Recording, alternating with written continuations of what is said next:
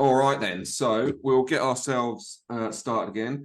Welcome back, everybody. And Martin, thanks so much for coming and joining me today. No worries, mate. It's been we've been meshing a little while now, and we're finally getting around to have this I know, conversation.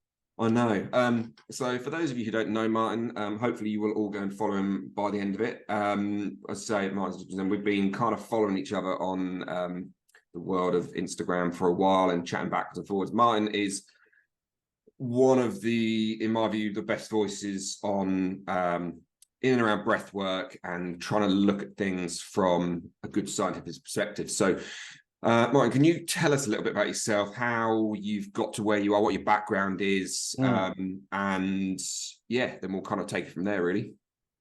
First of all, thanks for the compliment, Wim. No I worries. appreciate that. Yeah, I mean, I got into respiratory physiology in 2008 in my second year of university at Nottingham Trent University. I had two professors in respiratory physiology, and we just happened to be in an exercise lab testing the strength of the diaphragm and inspiratory muscle training. That was their specific research area. And when I was measuring the strength of my diaphragm, it was twice to nearly 3 times as strong as the average typical person. So that just made me very curious, but also made the professors curious. And we ended up going into a lab a different day and doing these different series of tests that I absolutely smashed the ballpark on. They were like, we've never really actually seen someone do these tests that easy. So I got then even more curious and eventually ended up doing a master's of research in that area, looking at inspiratory muscle training, looking at exercise recovery, inflammation, tying these things together. And then got a scholarship in the NHS to train as a respiratory and sleep scientist in the Queen's Medical Centre in Nottingham. And at the time, the NHS was trying to fill a bit of a void between nurses and doctors, in that there were a lot of older physicians retiring and older physiologists retiring, but not too many people coming through. So I got a scholarship as on this essentially the scientist training program by the National School of Healthcare Scientists, and did 3 years there, training as a respiratory and sleep scientist. Did a quick stint at St Bart's Hospital in London. Yeah. And then I'd always dreamed to live in Australia, always, ever since I was 15 years old. But why wouldn't you? Yeah, exactly. Yeah, made that commitment in 2016, and probably made as a scientist, made a bit of a poor career choice. I'd moved from working in two of the largest hospitals in UK with lots of funding to a small clinic in Perth that was private and not a lot of patients. Yeah. So my kind of life then went a bit, I guess, moved away from my typical values of education, of health, and started to become a bit of a late 20s single party person. And I mean, I drifted from my values, but eventually didn't go into a bit of a spiral of anxiety and depression myself. And I then found breath through yoga. I had hip problems, femoral acetibular impingement in both my hips, and was in a lot of pain. So I started practicing yin yoga, and then the breath obviously comes as a component of that. And when I was doing it at nighttime, I just realized that my mind was racing. There was this whole internal world that was untapped into that I didn't really know. So that led into a journey of pranayama and eventually exploring all different kinds of breath control, oxygen advantage, et cetera, et cetera. And I started tying the two things together. Came out of it, worked my way up to a bit of a senior position in my company, but wasn't really satisfied with working one-on-one with people, and wanted to deliver more. Yeah. During that process of being a bit depressed, I realized that I'd left all my family and friends in the UK, and that was kind of challenging. So I wanted to build an online business. Yeah. Started posting on social media. Performance Through Health was putting your health before your performance, so you can kind of have sustainable longevity, nervous system regulation, sleep and breathing. And after about a year or two of trying to push stuff, didn't make that much progress, but then decided to go part-time, started making a bit more progress, and then COVID hit. Yeah. When COVID hit, where did the eyes go to? Everyone wanted to know about breathing. We also had James Nestor, Wim Hof, obviously Patrick and Brian have both done, Brian McKenzie have done a lot of work in that area and already got into a public space, but there was this almost like a bit of a vortex that started to build. Yeah. And I just started putting online sessions on of like free breath work education for people in the UK, my family and friends. And it just started to spiral and grow. So I quit my clinical career and decided to travel the world and built an online business whilst traveling. That's amazing. That is amazing. That's kind of, like, it's really, there's so much in that I want to kind of get into as to how it's kind of impacted your business and what you do, I guess, especially your experience of like sleep science and stress and stuff. But firstly, I think it's really interesting that you've kind of, even though you had a history and a background in kind of respiratory kind of science and stuff like that, it was actually, you know, it's later on that you've kind of got into this breathing world, whatever else. But it's interesting that, like you said, you smashed it out of the park with your kind of diaphragmatic strength and endurance and all of those tests that you had to do at the beginning without going into the respiratory, you know, the breathing world anyway, which was, I thought was quite interesting. But yeah, like you said, that kind of time around COVID, it was really interesting because I was probably similar journey to you. I did my yoga training in 2014, and for me, I went to India, was like, I'm gonna be a yoga guy and I'm gonna be doing like the crazy handstands and like what's his name, Dylan Werner style, like fucking contortionist, and that's gonna be me. And I got there, and within like 2.5 weeks, I was like, fuck the movement. Like I want to be in stillness. I want to breathe. It was really like I was doing an Ashtanga training, so everyone was like really hard, and all I wanted to do was just go a bit like what you said, go yin yoga. Ironically, you've just kind of talked about that, and I've got like for me the yin Bible sitting beside me. But like, but yeah, that was kind of a really interesting thing of like having to suddenly slow down and do nothing, and it really opened my eyes. So that kind of was where, you know, a little bit my journey started with that, and all those people you talked about of, you know, the likes of Nesta and you know, Patrick, and who I've had on, and Brian, who I've had on, those two guys were kind of my opening into breathing outside of yoga, I guess. And, you know, they did really start to open up this thing. And then, like I say, it was kind of during COVID, I obviously started this podcast, and then I had, you know, I kind of, you know, you had the HHFP page kind of popping up and all of these bits and pieces. And then you've suddenly seemed to have come sort of racing out of this, I guess. And I think it's what's really, for me, again, like I said at the beginning before we started, like the scientific, like, I'm going to call it like integrity that you bring to it, I think has been what's really helped push you beyond a lot of other people.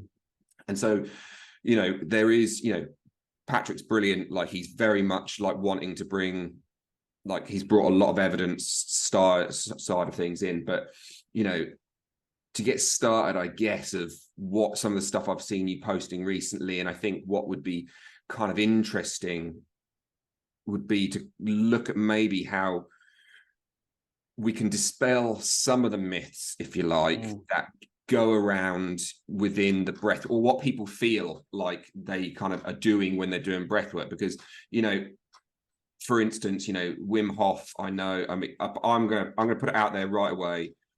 I'm not a massive Wim Hof fan as far as the technique concerned. I don't know the guy. Like, I think I'm kind of on Scott's page a little bit with it's all getting a bit too guru-y and culty, and having come from the yoga world. But the practice just has never resonated with me. I don't really like it. I kind of feel uncomfortable. You know, it just, I prefer low and slow rather than, you know, and I used to practice a lot of Bhastrika and Kapalabhati and stuff in yoga. And even those don't necessarily sit with me brilliantly these days. And that's personal, I get it. But you know, there's a lot of talk about, you know, you release trauma when you're kind of doing this. And that's kind of one of the things like that kind of do my head in, because I kind of feel they're selling something to people who are looking for something that they're not actually getting, if that makes sense. So yeah, so maybe a few, you know, you posted a little while back about some of the myths of to dispel in breathing. So maybe we'll just touch on a few of those if you're keen. And what are the main things that you feel like that do go round and round in circles with breath work that people maybe are hearing? And yeah, I mean, there's, first of all, I guess I want to lay a bit of a foundation of my reading into this, because as a respiratory scientist, you might not necessarily be perceived as an individual who can speak to maybe conscious connected breathing and those start that, you know, the spiritual side of things. And like when I was going on my own journey of my depression, anxiety, I did find a spiritual path myself. But not only that, I started to really study depth psychology and psychoanalysis to understand the mind, to understand myself a lot. And that, for someone who is so, I guess, likes the pursuit of intelligence, led me down a massive rabbit hole for a long period of time. Yeah. And I started connecting dots together between the work of Carl Jung, a guy called Ernest Rossi, Milton Erickson, which are all, you know, masters of the mind, but masters of conscious states. Yes. And, you know, what conscious connected breathing is really attempting to do is alter, you know, the conscious state through the breath. And that's usually what's discussed, right? And there is methods in that we can use the breath to change the brainwave activity and put people into states of like a hypnotic state, increase in theta, decrease in alpha, increase in gamma. And that can create perceptual change. Yeah. And it is very, in fact, in the 50s and 60s, there was papers on people hyperventilating themselves into panics and then having personality disorders associated with that. And therapists using hyperventilation to then shift them from a personality to another personality, and these individuals would not know who they were and what they were doing. They would be a completely different person. So there is a real link between hyperventilation and conscious states. Yeah. So I don't think it's necessarily true that we're not releasing trauma, but I don't think it's sold the right way in a lot of what is going on there. Number one, there is so much popularity around the word trauma at the moment. Isn't there? And again, yeah, I'm not a psychotherapist or a psychologist, but I understand, you know, trauma enough to go, okay, it's not being just triggered because you're angry. It's not being annoyed or being a victim. No, it's literally something that shakes you to the core because you're so unsafe. Yeah. So the talk, the language around trauma has become a sell word, and like things like trauma informed. What does that mean? I mean, that's a very top word in the yoga world these days. And then we add on top of that, okay, well, a breathing technique that looks simple to do on people and is simple to do on people, i.e. you just get them to hyperventilate and do conscious breaths. That's not how you should do it. You know, there should be a sequence to it. But because it looks so simple to do, people are selling 2-day courses or quick short fit courses with not understanding the ramifications of the contraindications that can cause heart issues with, you know, psychopic episodes, heart problems, etc. So there's that component of it, but then there is the component of, like anything, is that it's sold as a quick fix. Yeah, in that people can be put into peak states, and it happens in all industries. You know, it happens in personal development, it happens in self-help, it happens in sports. You know, people will feed you information to inflate your ego, to make you feel as if you are feeling a particular way, to suggest to you that you're making progress, to take your money from you, and then leave you. And I don't, and I think the conscious connected side of breathing can be particularly an issue there because of the vulnerable people that are going into it and then becoming very suggestible because of the state that they go into. I think that's really interesting. That's one of the main things that triggers, I say not triggers me, I'm not going to use that word, but frustrates me. With that. And then the myths around it is that, you know, curing fast, obviously hyperoxygenation, we get more oxygen into the blood. That's more a misunderstanding than than anything. I mean, that's one of the ones that always got me, was that it actually takes so little understanding, though, to let's say disprove that one, if you like, which it kind of always got, because I'm again, I mean, I don't mean to constantly bash on Wim Hof, but like, I mean, when I first started hearing about him, and this was back, I don't know, 2017, I guess, 18, but it was kind of like, oh, you're saturating your blood with oxygen, you're getting more oxygen in, suck it in, and it just, as a nurse, do you know what I mean, like, as coming from my background, like, it was kind of like, you can't, your oxygen's full, do you know what I mean, you can't get more. I don't, like, what we yeah, and it just, things like that kind of, again, and I find it strange, and it might be, as you say, kind of people being sold like 2-day courses, and being sold things from people who don't really know what they're talking about, I guess, but that's still something which goes around on social media quite a lot. It seems like and again, is that overly harmful? I guess not, but it seems like such an easy kind of misunderstanding of basic physiology. Yeah, there's a misunderstanding of I mean, it's basic physiology for you and I, because we're in a clinical field, but like really, like the obvious stuff in respiratory physiology is actually not so obvious. Yeah, like you would think breathing more, well, it makes sense that you get more oxygen, right? But then, well, no, because you've already got 95, 98% saturation in there.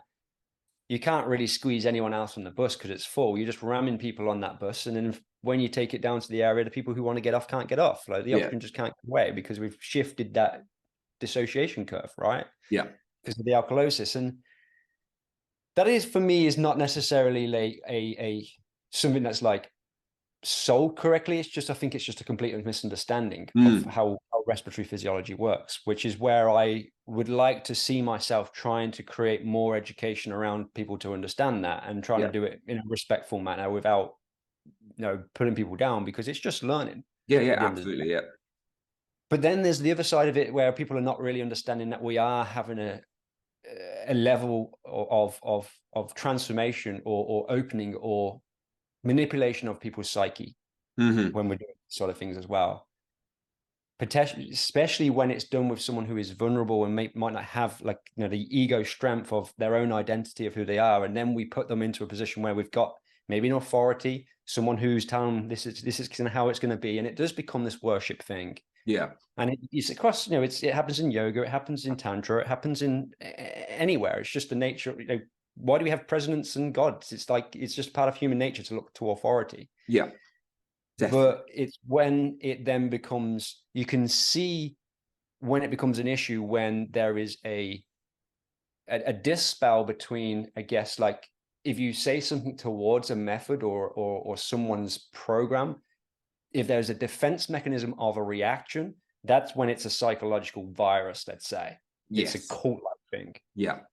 Because the individual is not allowed to be, they're not allowed, they can't explore it, right? They can't explore over, there's no critical thinking about it. Yeah, there's no critical evaluation. Yeah, I think that's it's one of the things where, I mean, whether or not, like, I mean, someone once told me they think I've got ADHD of some variety, but like, whether it's my brain where I kind of, I pick something up and I kind of play with it for a little while, and then I kind of always think, I don't know, like, and then, and I kind of then try to, like, a bit sounds like what you did, like you go down a rabbit hole and you try to investigate and further and further. But yeah, it's kind of, there's definitely, in all fields, like, I've come across people, whether it be from, the Oxygen Advantage or Buteyko style, or whether it be, the Wim Hof or whatever. Like, I mean, this is when I had Brian on, we discussed this to a certain degree, and it's that idea of like methods versus kind of like the practice, if you like. And if you kind of get stuck on one particular method because it helped you, which is amazing, do you know what I mean? I think that's something we have to be open to, that one particular method will really work well for one person. As I said, Wim Hof or hyperventilation practice. Let's say not Wim Hof, but hyperventilation practice for me, they don't work. I don't really ever feel I've never really overly felt benefits from them. I don't even really feel they kind of, some people like to use them to kind of spice themselves up a little bit. Like, I've never really found that's something I get benefit from. And that's fine, because horses for courses, do you know what I mean? Like, some people are going to get benefits. Like, I know I like holding my breath for a really long period of time, like, and my top is 5 minutes 37 or something. So I also understand that's not necessarily overly healthy, most likely, doing that kind of thing, but I like it, and it makes me feel the way I like to feel, so therefore that's cool. Like, do you know what I mean? We can, I think we, if we can understand that doing hyperventilation practice, someone might well have actually changed their life, and that's fucking brilliant. But I think, like you alluded to, if we're suddenly selling that as, you can release your trauma or whatever it might be, without understanding that there is potentially a psychological side. And I'm sure you've had to have some come to you. I've had people come to me who have gone away and practiced, the hyperventilation style, not even just Wim Hof. Like, one of them said, I can't remember what this woman's name was. She was an American woman. She was like, this was end of COVID type thing. So she was doing online practices with this woman, and she said it's like Wim Hof on steroids or something like that. And it was just, not quite not quite hypertrophic breathing, but like something similar, I guess. But she came to me and was just like kind of a bit blown out. Do you know what I mean? Like, she needed something different, but in her head, she had been kind of told, you've got this stress, this anxiety, this and that. I need to, like, you can blow it off. You can do all this hyperventilation. And actually it kind of had a really more of a negative effect with her than it was positive. And I think that's kind of, as I say, I think people like yourself and Brian in particular, for me, have been my go-to, who I recommend people go and check out. You two, like Brian, until you came along, it was always like, go and check Brian out, because he's kind of, again, he's really not married to a particular technique or method. It's just like, what's the science saying, and what do we understand about psychology and psyche, and how can we then tie them all together? And where you are in your life, this might be helpful, but if you're not there, maybe this might be helpful. And I think that's a really important thing for people to understand. Of, like, I guess to a certain degree, you might have to try lots of things and explore your own body and practice to find what is going to work for you at any particular time. Yeah, it's also crucial that when we get caught to a particular method and apply that to different people, is that we're not really meeting people where they're currently at. Right. So we've got someone who is dysregulated in their nervous system, right? And we just start throwing loads of really harsh, more sympathetic, more kind of dynamic stuff at them, then we're just flicking them more into, a dysregulated state, right? So, I have a process of, like, assess the individual first, what their issues, where they're at, what their problems, what are they, going through all of these different assessments, and then going, how do we build a strategy that might work for you, but in, first of all, taking you into a safe position, then moving you into a grounded explorative position, to then maybe move more into exploring things like emotions and stuff like that. Right. And there is ways to go with individuals, and that's what I like about Brian's work. Me and Brian, we've done a bit of work together recently. We've had conversations for nearly over 18 months, like nearly every week, just because we are both I guess similar minded, and both been learning from each other. I'm on his Shift Adapt membership, and the way he was programming his work made me inspired to look in different avenues, which then led me down into different literature. And I pulled that literature back and get, hey, Brian, have you seen this literature? And he's like, I actually haven't. Thank you. Appreciate that. And we connected fucking some serious dots. And like, so I got an appreciation for how he does that, because he does look at the individual as a specific person and what is that person's needs. And he's not throwing just one method at it. And that's very crucial. And I think, to go to my next part of my journey with building my own training program is to help people to understand how to do that. Now, obviously I wanted to bring it up as my next journey. But like that, I feel is lacking in our community. Yes. People call themselves breath coaches, but what is coaching? Coaching's actually working with the individual to figure out what's best for them. Yeah. You're not a breath coach if you only know one thing. I love that. That's a Yeah. right there. You're That's not a a coach. snippet. That's a snippet. I love that. That's absolutely bang on. And and again, I feel that comes in something. I was chatting with Matt Dewar the other day, and we were discussing, saying how it feels like the community that has built up in the last, 2 years in particular, but probably over the last like 5 or 6 years online, like it's starting to need people like what you're doing with your certificate. And we can talk about that really, but like with your certification, because actually what the breathwork community needs is to have is like proper standards, really, because actually it's getting to the stage where it's not just a bit of a little fringe thing anymore. Do you know what I mean? You look at, you've got 12,500 followers on Instagram. You look at some of the big names, there's millions of people now diving into this whole world.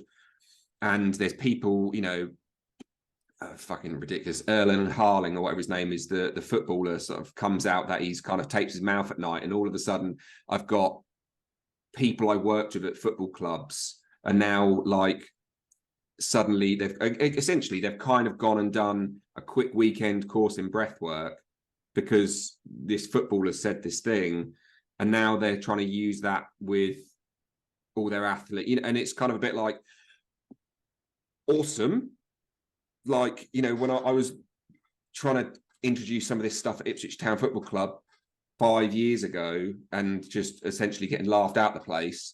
But like, it's awesome that's coming in. But actually what we really need is like a higher standard that we can kind of hold the community to, because actually I think it's only going to be for the better of like the breathwork community, but also those who are looking for help and being able to find, as you say, a coach who will work with them where they're at, rather than just going, oh, you need to do Buteyko style, like low, slow, whatever. You need to do, hyperventilation, whatever. So yeah, that's actually, I think what you were just saying, sorry, it really just twigged what Matt had talked when Matt and I were chatting the other day. And what kind of a coach knows how to apply specificity, right? The rule of specificity, of that we are choosing to do something because we have a specific reason to create a specific outcome. Yeah. And if we don't have a range of tools and knowledge base and understanding of humans as a human behavior, then how can we apply specificity as a part of our methodology? Or our strategy? Because you might work with someone for 6 or 8 weeks as a breath coach, and all of a sudden they split up a partner, they lose a job, they lose a loved one, something really bad happens to them, and the whole dynamic of how you're training with that individual changes, because what you were doing was preparing them for a little bit of performance anxiety. But then all of a sudden they lose their mother or their father, and then you're dealing with a completely different situation, which, number one, you might not be able to deal with. But number two, it's going to change all the things that you're doing. Yeah. Now, if you're doing stress tolerance work, and then all of a sudden someone goes into a position where they have a traumatic response from a loss of a loved one, and they're just dissociated the whole time, and you're trying to still get them to do walking apneas. Because that's what the method that is then you kind of stuck. Yeah. And in fact, you might do something that's more harmful. And are these people even measuring along to measure the correct things to see if it is harmful? Like, you wanted to talk about the heart rate variability stuff. Is people are understanding that, interpreting it? Are they measuring perceived stress? Are they measuring kind of like just the overall sleep quality of these individuals? Or are they just running into the red because that's the only thing they know what to do? So like there's a complexity to it, and there's an art to it. That's why Brian has coming the concept of using this art of coaching is integrating what he's known as a strength and conditioning and a movement coach, and using those skills as a breath coach. And I've come from a scientific and a physiology background, and I've spent my life kind of training as well, and understood the principles of training and how you can apply them uniquely to individuals as well. And it's like, I'm not saying I'm better than anyone else. It's just the fact that there's layers to it. Absolutely. And I think that, but I think I kind of, it's, and where I kind of feel like you and Brian do maybe, I don't know, stand out, and I guess why, but like there is that, for me, there's that that want to bring in outside like thoughts and practices and things that you've had in your life, whereas there is I don't know, there's, I guess it is just going back to what we said, there's elements of I know one thing well, and that's what I've got, whereas actually being able to kind of go, like you said, you've gone from respiratory physiology, and then kind of looking through the sleep and stress science side of things, and as you say, you suddenly begin to, and this is where things like the aura and the whoop and all of these other bits and pieces, where they the tech world is trying to bring them together more and bring them into one place, but actually being able to kind of have gone in your own head and in your own body without necessarily having the tech to be able to go, I don't need a piece of technology to tell me I've slept well or whatever else. I can I understand my own body, and actually being able to move inwards. And again, this comes back to what you started probably learning, well, not necessarily learning, but practicing with the yin yoga and moving inwards on your kind of psychological journey as much as the brain side of things. We already have too much of a mind-body disconnect in society as it is. Just yesterday, I had a good friend of mine message me saying, what do you think of the Whoop bands? And I was like, first of all, why? What do you want to use it for? And he said, oh, I'm wearing a Garmin at the moment, and it keeps flashing when I'm feeling stressed, saying that my heart rate's elevated. I was, what? So you're then would rather go to another piece of technology that's going to tell you what to, but just doesn't flash. Versus going, what is it I'm feeling? What is it I'm experiencing? How do I manage it? You'd rather have some data tell you something that might be going on. Like, that's where my mind went with it. And this mind body disconnect that's occurring, which is probably one of the, if not the largest contributors to sickness and disease at the moment. Brian and I did this, decoding the metabolic breath print of disease of mind. Those 3 lectures, you can get one, Shift Adapt. They were all about that. And the concept of interoception, this ability for your brain to make predictions of your internal state, which changes your kind of your perception, that is, if not now, one of the biggest predictors or causes of dysfunctional breathing. It's not necessarily CO2 that's causing these sort of things. It's this disconnect between the sensations arising and the perception of these symptoms and how our breathing should be. It's a behavior. And this whole concept of technology is pulling us further away from being able to reassociate to ourselves and to understand ourselves. Yeah, I love it. And that's kind of, I sit here, I've got like a Garmin on, but actually only purely, I don't use it. I literally don't use it for anything other than I'm going for a run, like I'll see, I'll put it on for my distance type thing. And I had a Whoop band for maybe like a year, I guess. I guess my main takeaways from Whoop, if people ever ask me, would be it's quite expensive. And personally, most of the time, I personally felt like the days when I felt like I woke up and had slept well, according to my Whoop band, I'd had a terrible night's sleep. And it was always interesting when you have a beer. That was always guaranteed to have a bottom out. But I very quickly just came to the conclusion of this is kind of what I'd felt beforehand, but my wife bought it for me as a present and was I kind of because I think Emily Hightower had been talking about and how she'd been using some of it with some of her people, and it'd been quite a useful tool at a certain point. And Jem was like, well, it's like, cool, I'll try it. And at first, like, oh, this is kind of cool. This is kind of interesting bit. And for my brain of being able to go, I've spent all this time tuning inwards, and I can fit, and my interoception is pretty sound, but it's quite, in my head, I was like, this would be really cool to be able to see what I am feeling, but have it in like the data side of things. And then I just disagreed with it a lot of the time. And I just got to stage like, yeah, I'm not going to pay for this anymore. I'm just going to do what I always do. And when I'm feeling real shitty, I'm going to do the work that I know I need to do to like calm myself down. So, I have the same experiences. I've often gone in and out of phases in my life where I'll sleep really well and sleep poorly. And it was during a phase where I was sleeping really well, and I was like actually noticing it was the best sleep I had. And I signed up to Whoop, or someone gave it to me because you get that for month free. Yeah. It kept saying to me, like, you're under recovered, like you need to sleep more. And I wasn't even training that particularly hard at the time as well. I was pretty well rested. Yeah. And so I then borrowed my mate's Apple Watch and took it off the Whoop and put the Apple Watch on. It was saying my sleep was amazing, my recovery was amazing. So I sent both the results to Whoop and said, what's going on here? And they just emailed back and say, we have different algorithms. So what is it we're trying to do? Is it we're just trying to train ourselves to an algorithm and just hack that algorithm? That's really interesting.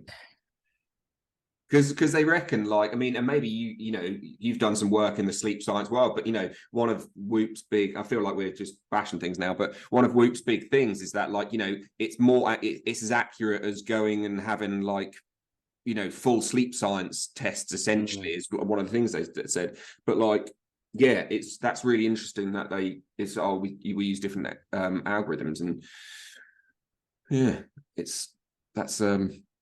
that is interesting.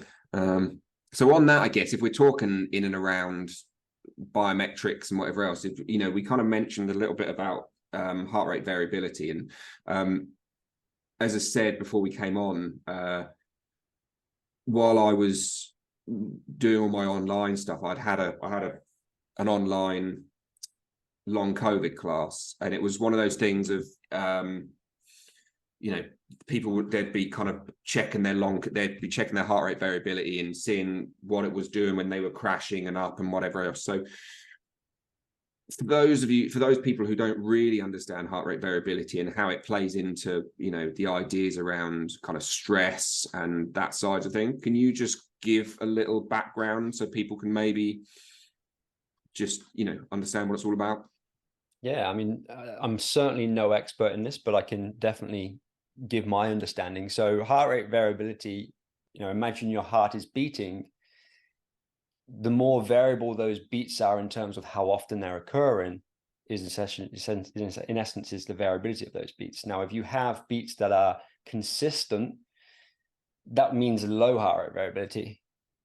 Yeah. And also how we breathe and manipulate our breathing as we breathing in and out, as we breathe in, generally increase in heart rate, which then creates the variability more similar. And then we breathe out, the heart rate variability increases. Now, the more that happens, the more vagal tone, depending on the recording that you're getting. But with the trackers, they're trying to look at vagal tone, and therefore an indicator of how much sympathetic tone you might have.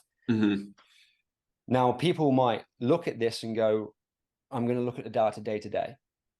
That doesn't work like that. Yeah, it's more so using the same piece of equipment, using the same measure for a long period of time. Can we then see patterns of recognition of improvement, increases and decreases? And if we have decreases, along with things like journaling or understanding what was going on during that period of your life, okay, this was a stressful period. This is what was going on. I wasn't sleeping so well. I could see my heart rate variability. It was going down or having a downward inflection. Yeah, whether it's an upward inflection, generally the rule is that someone is more resilient, more kind of recovered and more ready to perform. And that is because it's shifting a heart rate faster and slower with each one of our breaths, which is respiratory sinus arrhythmia. So it's a concept of the ability to go from stress to calm. Now, extrapolated out to a more abstractive thing, that's a reflection of your ability to go from stress to calm. That's nice. in terms of an emotional state.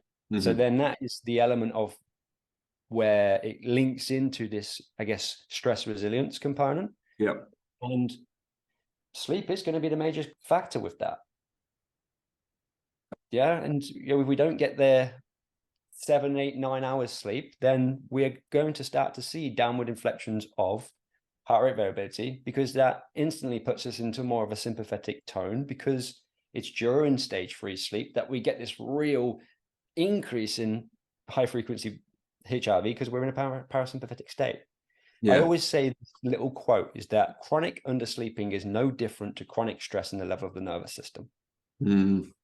Yeah, that's good. It's really interesting because the last guy I just had on the podcast, a guy called Adam Blake, he's a PT guy, but he plays in hardcore bands and stuff. And we were basically chatting. He does a lot of like nutrition work with people, and we were chatting nutrition. And I said, so where do we start then? What's the basic? If people are wanting to, we were talking a lot about weight loss, and but he was just saying sleep, always sleep. Like sleep comes before any food you put in your mouth. If you're sleeping like shit, you're basically gonna eat like shit, and you're not gonna lose weight. And it's so interesting how all of these conversations I always have, really, they kind of always come back to first things first, let's get some proper sleep.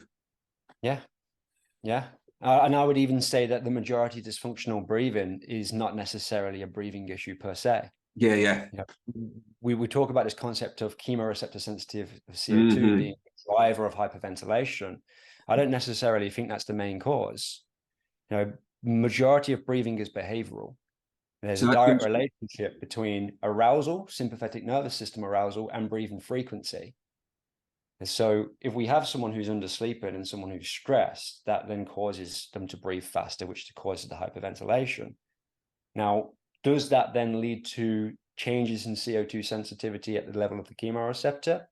I'm not too sure. There's not that much evidence to suggest that. That is a speculation. But does that, or a hypothesis, should I say, does that higher level of arousal change the emotional relationship and dynamic that we have with stress, cognitive load, and kind of our ability to manage state?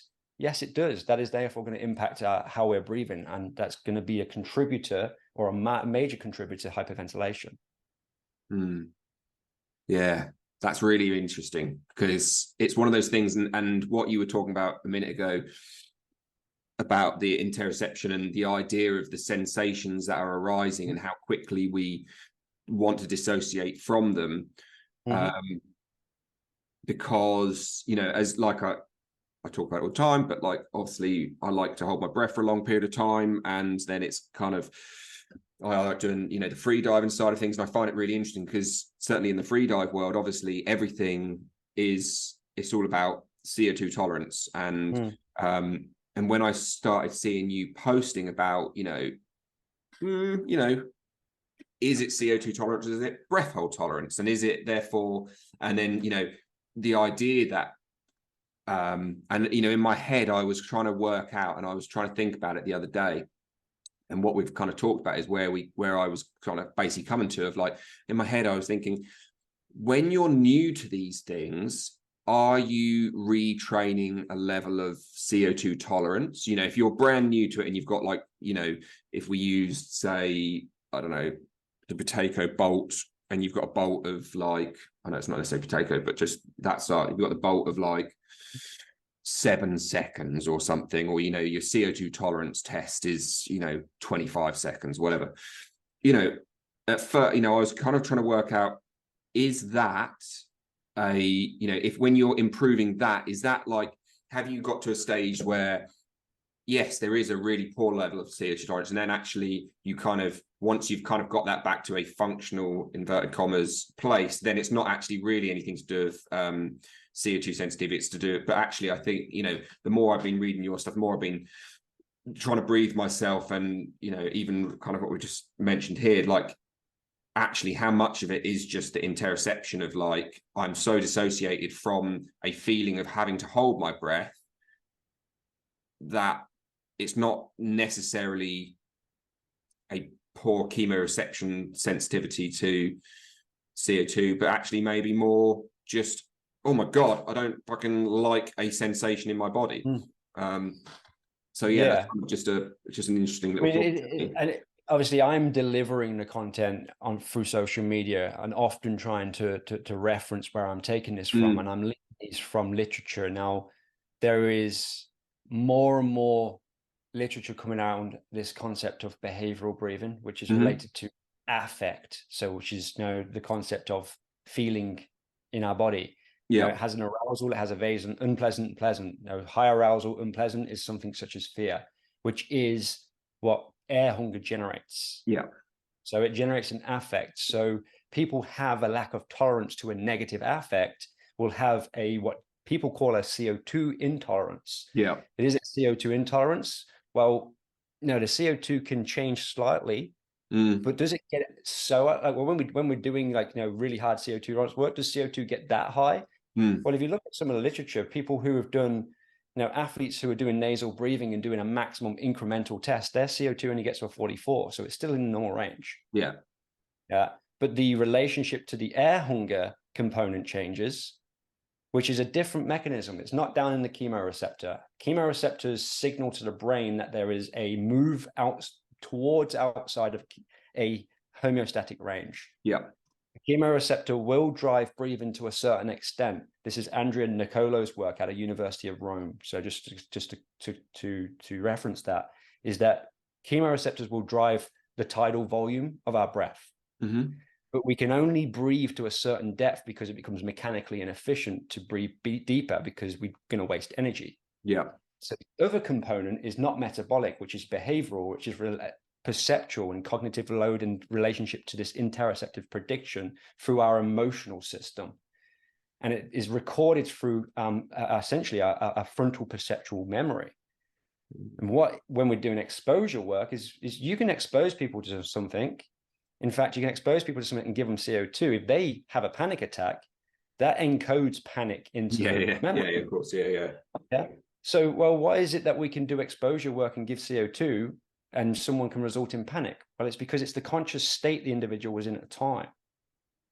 Yeah, if we were to give someone a bolus of CO2 and they were able to stay completely calm and relaxed in that, they will start to change the relationship they have to the air hunger it generates. It's a relationship to affect that is changing. Yeah.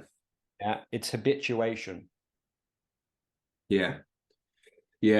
That's and I guess, you know, that's essentially what, like you say, like for me to be able to hold my breath for 5 minutes, or anyone, you know, the world record's like 22 minutes after sucking in air for however long.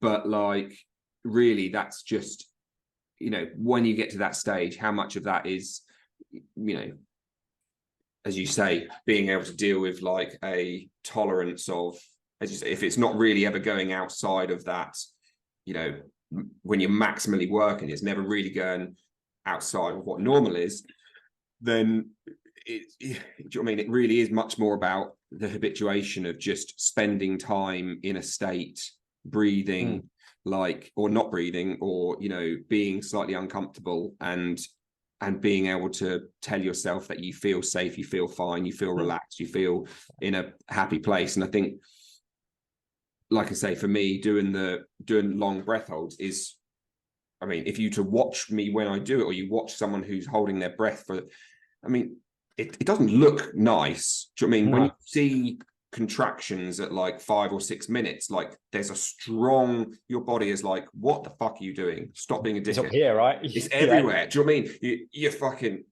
your whole like diaphragm is almost, you're going into that almost Nowley style like contractions in here and everything, and you.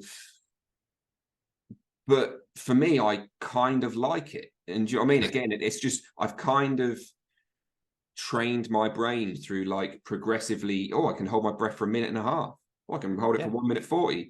You know, and again, I'm not saying that's something that people need to do, but like, it's just an interesting thought around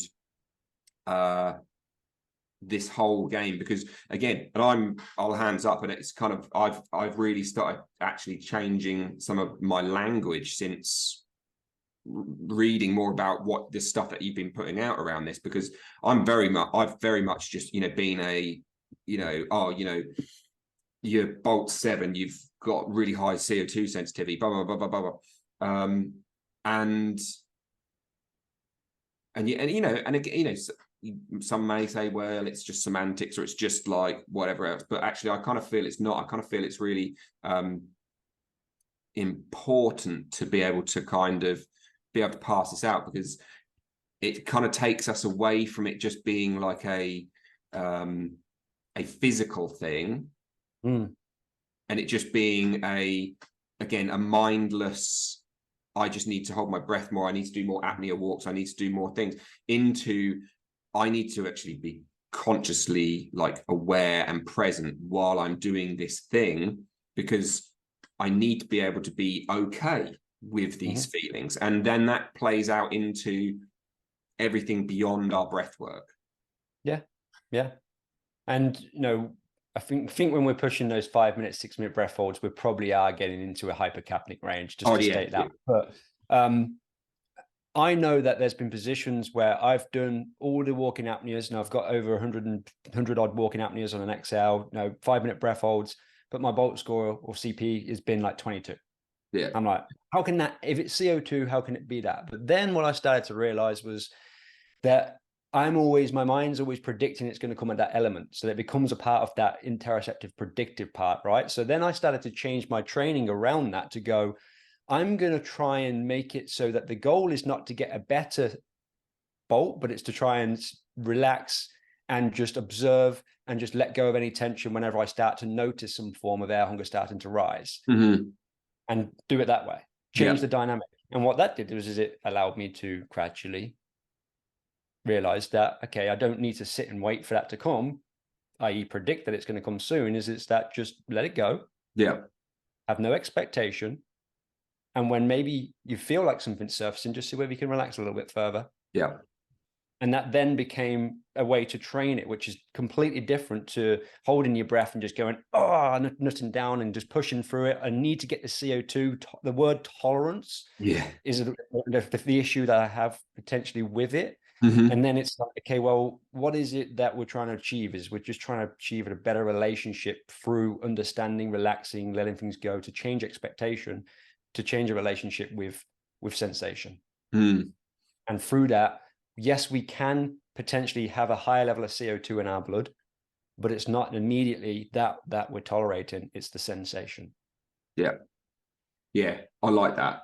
I like that a lot, because I also think that makes this whole world and practice that, maybe, a lot of us, obviously, if you're in the hyperventilation world, you're probably not doing that, but like a lot of us in this world are trying to sort of bring to people, but it's, that's taking it back again, like I said a minute ago, into a real life feeling. And actually, and I think, we go back to this again, the yoga world, the whole purpose of like breathing, is to move in, and as you mentioned at the beginning, it's kind of that spiritual journey. And I always remember, I've kind of told this story before, but like when I was on my yoga training, my pranayama and meditation teacher, Upendra, he's literally the sweetest little Indian guy in the world. He's like, literally, he would never ever say that he was an enlightened being, but I've never met anyone who was probably as close to being what potentially enlightened would be. But, there's no ego with him at all. But he always, like in our first meditation class with him, he asked us, what is it to be enlightened? What is it to be being spiritual? What is it to be spiritual? And everyone chucked out loads of ideas. And he said, no. It's like, to be spiritual is to be as close to your true self as you can. And when I heard that, but bear in mind, I went into my yoga training a little bit of a slightly skeptical about as I said, I went to go and be like the like the handstand guy and I wanted to be like super physical. And I literally heard that and I was like, and it was like there was a light bulb. And I was like, right. So it doesn't necessarily have to be like this crazy, like woo-woo spiritual side of thing. Like, you know, don't get me wrong, he was very much about kind of getting into some of the woo-woo stuff as well. But that explanation of what it was to be spiritual, of just being the closest to your true self, was like, I can do that. I can absolutely do that. And that all of a sudden opened up this whole world of meditation and breath work where like you are tuning inwards to what it is you're feeling and what's arising and how you're coping with it in that minute and in that time. And I kind of feel that that's where, you know, to a certain degree, breath work kind of, I say needs to go back to, not necessarily, but kind of you know, if we can use everything that we're learning and everything that's coming out in science to better understand like the psychology and the physiology between the two, and actually just to understand ourselves better, then that's really gonna set us up for everything else that comes with, whether it be performance or whatever else, being able to like just understand ourselves to like our true self better in any state. Like, so you can take that spiritual thing into like any state, whether it be a sport specific spiritual practice of just knowing myself in this moment better, whether it be knowing my literal like atma, you know, like my true consciousness self better, whatever it might be. You know, I think that's where hopefully a lot of the work that I say that kind of you're doing will help do that. Do you know what I mean? It's not the work I'm doing, it's the work that the breath does, mate. Well, let's say the work that you are helping to highlight and bring forward into the I'm a vehicle for information on exactly. it. That's what to say. Yeah. Exactly. But you're right. Like there is so much of a component of that, the breath, of just being learning to navigate your own self-awareness is, if not the most important part of it. Definitely. I like that. Well, on that note, because we've basically done an hour, as I always mention at the end of this class, it's called Move, Breathe, Live. Not class, this podcast called Move, Breathe, Live. As I always say, I came from a nursing background, probably similar to you. Like I got so fed up with being in the hospital, being in the world where there was, you know, you could just see people, and if you could help them to just move and understand their breathing and just be better within themselves, you could see that they wouldn't necessarily need to be turning up to A&E with some of the stuff they're turning up for. So on that note, if there's one thing that you could go, right guys, why don't you try this and see how it makes you feel, or, you know, take this away, play with it, what sort of one tip could you maybe give, a little bit of advice for some people to take away and play with? I would say to play with some deep relaxation protocols. And as you play with those deep relaxation protocols, if you find yourself not wanting to do them or avoiding them or feeling they're a waste of time, notice when you actually start doing them how you feel. And then when you notice how you feel, notice where your mind goes following how you feel, and you'll probably uncover a coping mechanism for how you're feeling. And the actual true essence of why you don't want to do it is because you've found an avoidance behavior because you don't want to slow down. So if you're a fast type A personality person, to spend some time relaxing, feeling, and noticing where the mind goes. Perfect. Well, Martin, thank you so much for today. It's been awesome. Hopefully one day I'll get over to Australia and we can fuck about on the beach and do some breath work and like you know, wakeboard or whatever else. But in the meantime, keep doing what you're doing. It's the breathwork world needs more people like you, so it's awesome. It's been great to chat, mate. Thank you very much. No worries. Appreciate Thank you so much. Look after yourself and I'll catch you soon. Catch you back. Cheers, mate.